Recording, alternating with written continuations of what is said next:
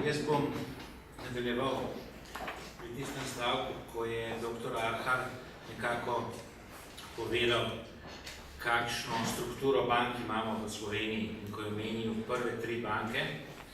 In seveda te prve tri banke, ki imajo skupaj približno v Sloveniji 45% tržni delež, so državne ali pa državne banke. Seveda, če tem trem bankam prištejemo še eno banko, tako imenovano razvojno banko, čeprav to včasih ni, včasih pa je, ki ima približno 10% delež, potem smo tukaj dejansko na 55% deležu, se pravi, da govorimo o državnih bankah.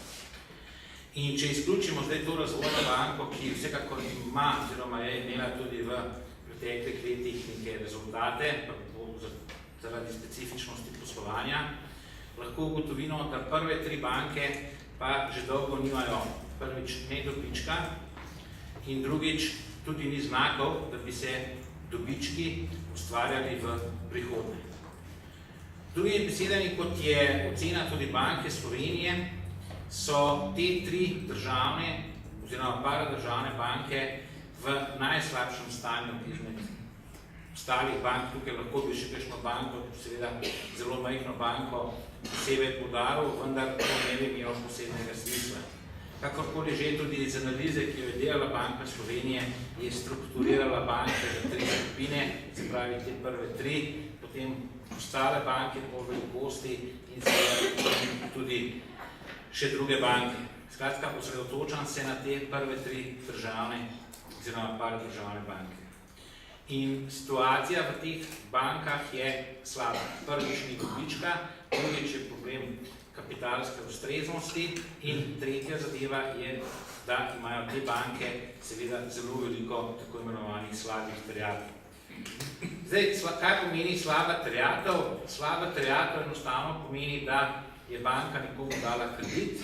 Za ta kredit je seveda vzela določeno zavarovanje ali tudi mogoče nezavarovanje, takšno ali drugačno, in seveda kreditojemalec ne vrača več tega kredita oziroma ga vrača z izredno težavo ali ga sploh ne vrača ali gre seveda ta kreditojemalec, tukaj mislim predvsem na podjetja, čeprav tudi niso posamezniki tukaj izvzeti, v insolvenčne postopke, se pravi v stečajne postopke, v postopke prisilne poravnave in tako naprej.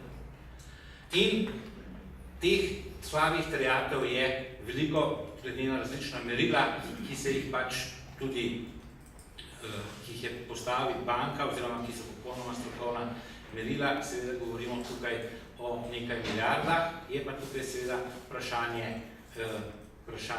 vrednotenja oziroma slabitev, kot se temu reče, se pravi, da banka oceni, koliko je še možnosti, da bo od tega kredita ali zavarovanja dejansko nekaj dobila. In situacija tukaj je slaba in med temi bankami najslabša. Lahko tudi ugotovimo, da recimo nekatere domače banke s tujim lastništvom, da bom tako rekel, da ne bom rekel tuje banke, ker je večkrat napaka in se strinjam z dr. Arharjem, da imamo tukaj domače banke, vsekakor poslujejo bolje in imajo dejansko nekatere tudi dobiček. In če imamo takšno stanje na področju državnih bank, je seveda potem prišlo, nekateri smo ali pa so opozarjali na to že v letu 2009, da je treba rešiti te slabe terjatve. Zakaj rešiti? Zaradi tega, ker takšna je pač ocena, to, da država le dokapitalizira, tukaj je država seveda lastnik, banka pa porabi ta denar dejansko za slabitve, ne bo privedlo do tega, da bi povečali kreditno aktivnost.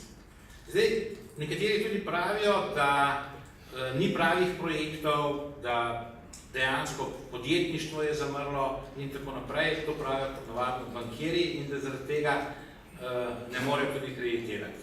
No, kakorkoli že, po mojih informacijah je ena precej velika banka v državi postavila takšna merila, takšne kriterije, da bi nekomu dala kredit, da v bistvu nihče v Sloveniji ne bo dosegal teh meril. Nobeno podjetje ne more doseči teh meril. Zaradi tega je seveda prišlo tudi, bom rekel, do tako imenovanega kreditnega mrka, če želite, in dejansko zelo težko je dobiti nov kredit, še več, tudi nekatere obstoječe kredite je izredno težko podaljševati, še posebno zaradi tega, ker so mnogi tudi menedžeri, direktori upoštevali, jemali kratkoročne kredite v bistvu za dolgoročne naložbe, s tem, da se je seveda potem to sproti podaljševalo, dokler se je pač podaljševalo.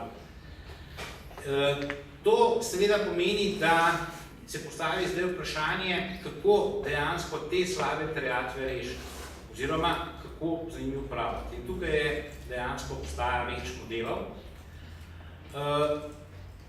ki pa se v osnovi, lahko rečemo, razlikujejo v naslednjem.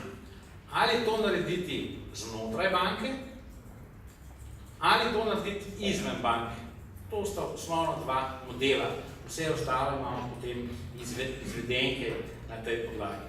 In banke, vse državne, zasebne in tako naprej, lahko znotraj banke to že vse delajo.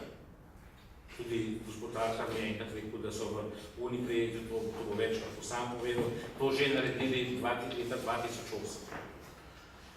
Ali znotraj banke seveda lahko v okviru same banke, da pač izločite nek poseben oddelek, ali da te slabe naložbe dejansko prenesete na neko novo pravno osebo, ki pa je v lasti banke in tako naprej, skratka to zadevo nekoliko ločite in morda tudi navzven izgleda to nekoliko lepša situacija. Ampak še vedno je banka tista, ki bo to delala. In seveda to obstaja, kadarkoli, za kogarkoli, da to naredi. Tukaj, v tem primeru, država nikdar, nikoli ni omejevala, da bi to same banke naredili. Situacija pa je taka, da državne banke tega niso naredili. Niti leta 2009, 2008, 2010, 2011, 2012, skratka, niso aktivno pristopile k temu. In seveda potem se seveda tukaj tudi postavlja vprašanje, še naslednje, seveda odgovornosti za to, tam se lahko skrije odgovornost in se pravno lažje skrije odgovornost, če delamo to znotraj banke. In druga zadeva državnega poroštva. Tukaj je seveda za reševanje teh terjav, ki bi se zgodile znotraj banke, izredno rizično in težko dati kakršnokoli državno poroštvo, zaradi tega, ker je nadzor, kontrola nad tem denarjem veliko slabša, ali je pa sploh ni in v bistvu potem, bom rekel, če govorimo o slabih terjatvah v določenem momentu, lahko pridejo slabe terjatve zaradi situacije svetovne situacije, lahko pridejo pa tudi zaradi napak ljudi, ki so tam odločali. In seveda težko, vedno težko en sam bankir sam sebe popravlja in popravlja svoje napake. To je čisto življenjsko, je to vzeti, da svoje napake vedno težje popravljaš.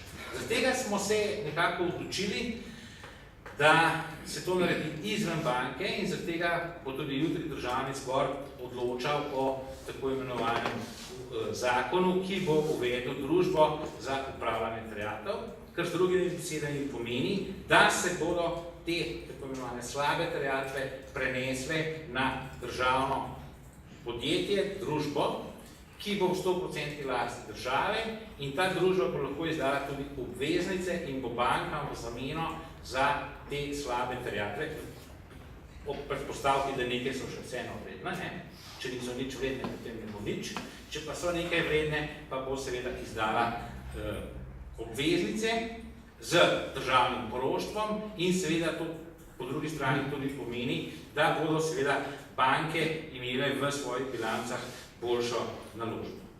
To je osnovna ideja, vse ostalo je seveda, zdaj, zakaj je osnovna ideja? Prvič zaradi tega, da se preseže tako imenovani kreditni krč, drugič zaradi tega,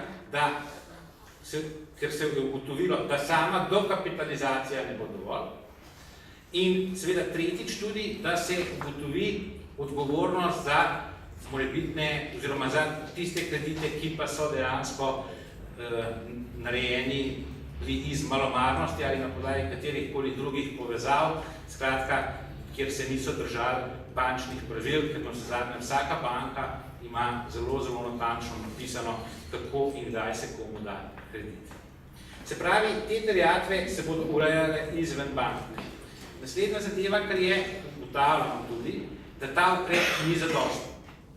Kar pomeni, da bo poleg tega verjetno treba te banke tudi še dokapitalizirati. Seveda v veliko manjšem znesku ali pa z manjšimi zneski, kot bi se to zgodilo, če ne bi dejansko vzeli teh terjatov, spornih terjatov ven.